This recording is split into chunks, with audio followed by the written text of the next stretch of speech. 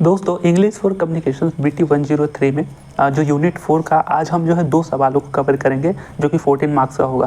पहला है what is technical definitions, why is created, what are the elements of technical definition.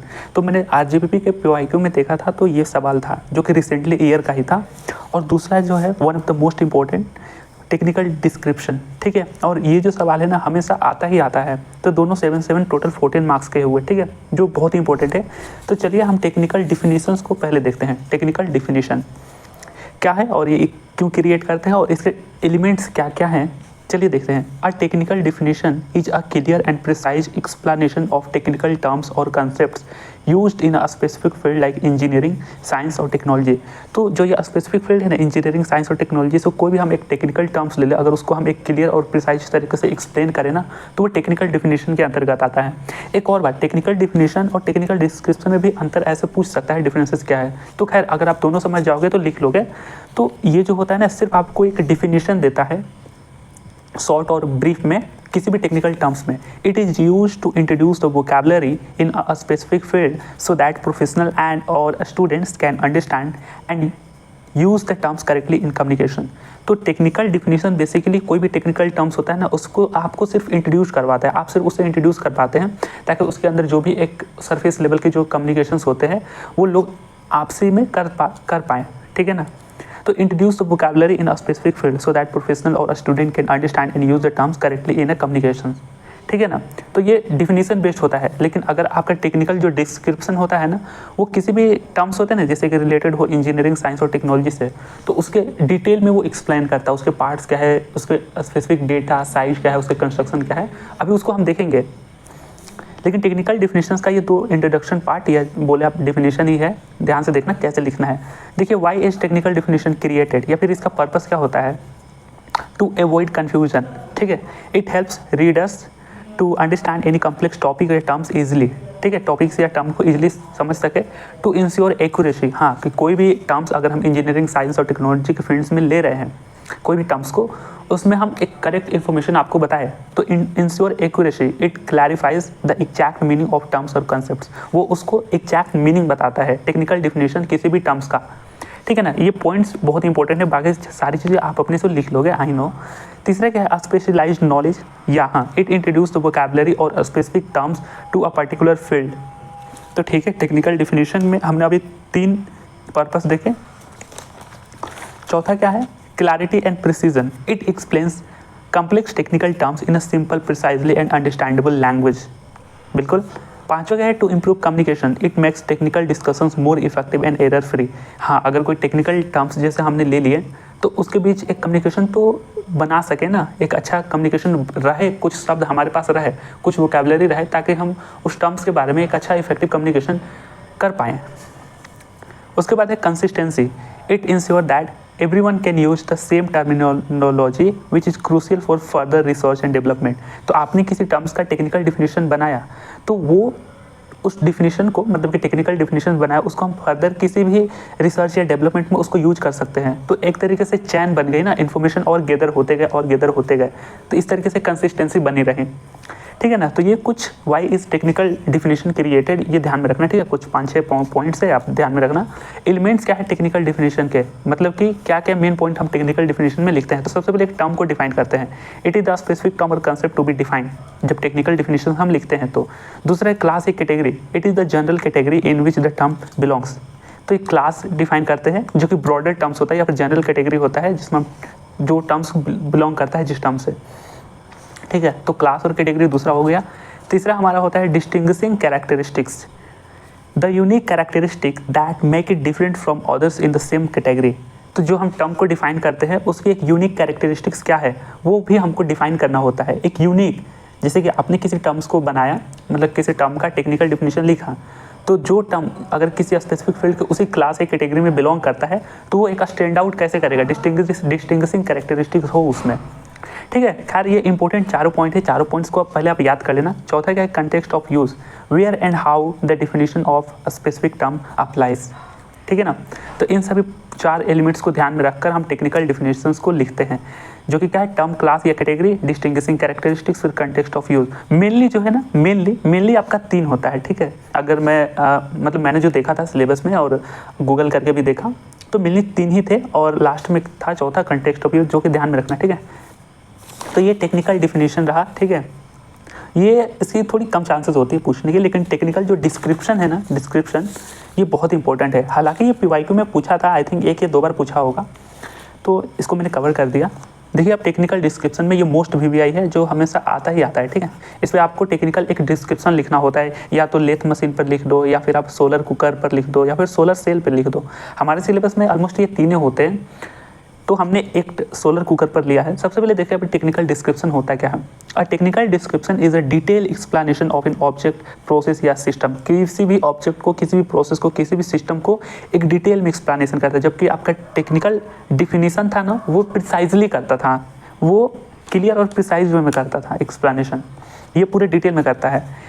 It's purpose is to explain features, component. देखिए दोनों मिलकर एक correct definition बनते हैं, ठीक है। टेक्निकल डिस्क्रिप्शन का पर्पस क्या है, is to explain features, components, working and specification in clear and systematic manner, so that people can understand any terms very easily, ठीक है ना। उसके हम सारी टर्म्स को ही डिफाइन करते हैं। किसी भी अगर हमने टर्म्स ले लिया, उसका टेक्निकल डिस्क्रिप्शन अगर लिखना हो, तो उसमें हम उसके फीचर क्या है, कॉम्पोनेंट्स क्या है, कंपोनेंट्स है तो उसके साइज शेप क्या है, वो सारी चीज़ें हम डिफाइन करते हैं। वर्किंग क्या, स्पेसिफिकेशंस क्या है, डिसवांटेज, एडवांटेज, वो सारी चीज़ें क्लियर और एक सिस्टमेटिक तरीके से, ताकि कोई भी व्यक्ति उसको एकदम आसानी से समझ पाए।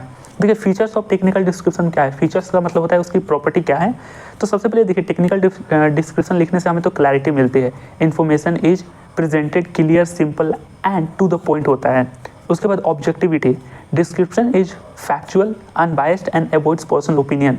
हमारा मेन ऑब्जेक्ट उसका क्लियर होता है। अगर आपने किसी भी टर्म्स को ले लिया, किसी भी ऑब्जेक्ट को, चाहे किसी भी सिस्टम को, चाहे किसी भी प्रोसेस का, अगर आप टेक्निकल डिस्क्रिप्शन लिख रहे हैं तो हमारा मेन ऑब्जेक्ट या मेन गोल हमारा क्लियर रहता है। वो फैक्चुअल बेस्ड रहता है, अनबायस्ड का मतलब वो निष्पक्ष रहता है।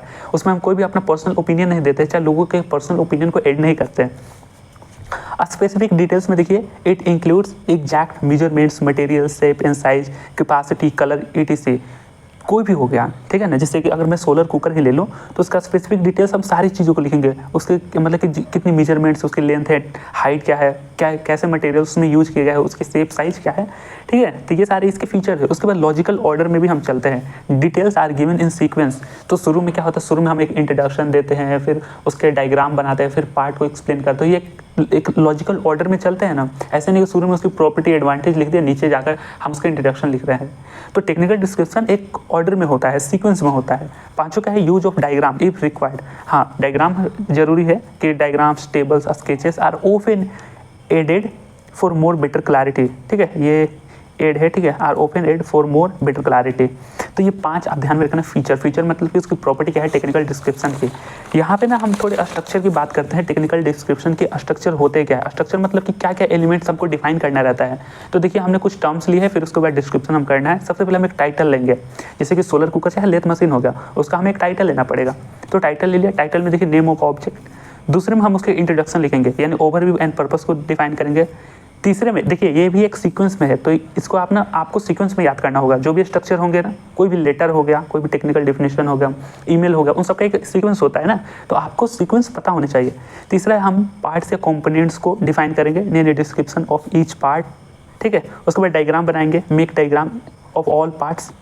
उसके बाद वर्किंग या फंक्शन को डिफाइन करेंगे, हाउ इट वर्क्स, ऑपरेट। चौथा है आपका यूज या एप्लीकेशंस, ठीक है। तो देखना ये टोटल 6 पॉइंट है, और आप एक ऑर्डर में ध्यान में रखना।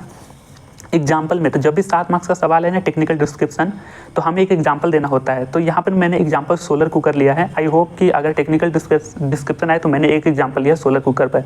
अब बुरी किस्मत हुई तो ऐसे दे देगा कि राइट है टेक्निकल डिस्क्रिप्शन होना लेथ मशीन पर भी आते हैं, और उसके बाद सोलर सेल भी हो गया।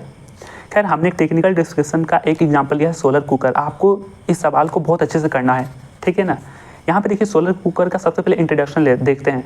अ solar cooker is a device that uses sunlight as a energy source to cook food, ठीक है ना। सनलाइट यूज करता है।